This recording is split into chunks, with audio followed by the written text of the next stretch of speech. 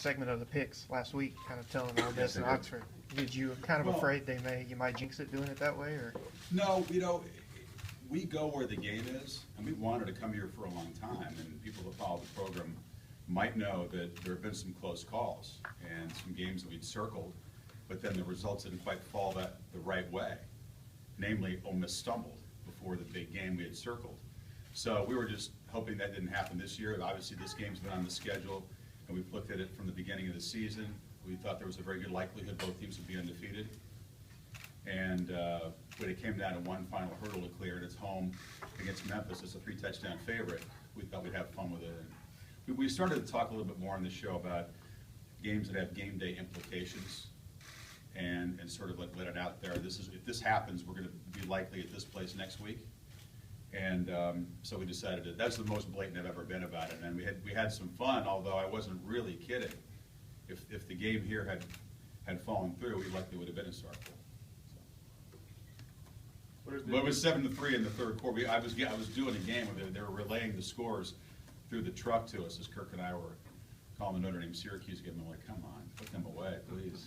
But you mentioned that y'all didn't want to come here. Now that y'all gotten some, how's the experience been so far? Well, it's great. I'm looking forward to tomorrow. I mean, we've all been here for games. To be clear, the show hasn't been here, but those of us that have been around for a long time in this have been to Oxford for games, to do features other times of year. So it's just the first time the show's arrived here on a Saturday.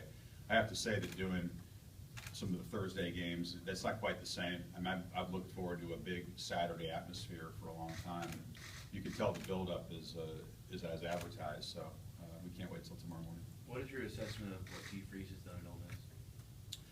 Well, it starts with recruiting. I mean, it starts with inheriting a situation where he needed to make drastic changes right away. And he talked to me about that yesterday.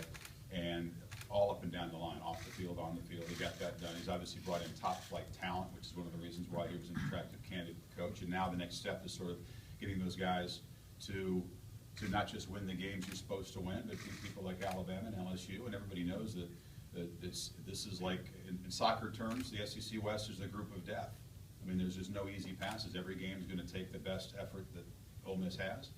And now it's time to sort of step up. I sense a real difference in this team from being around practice yesterday and some of the comments that I've read, that it's no longer viewed as Ole Miss just trying to be respectable against big, bad Bama. Now those guys really believe that they belong with anybody and should win the game. But, I mean, I think nationally, there's always going to be skeptics because until you've done it, you haven't done it. And so there will be a lot of eyes on this town tomorrow afternoon to see if they can take that step and beat Alabama.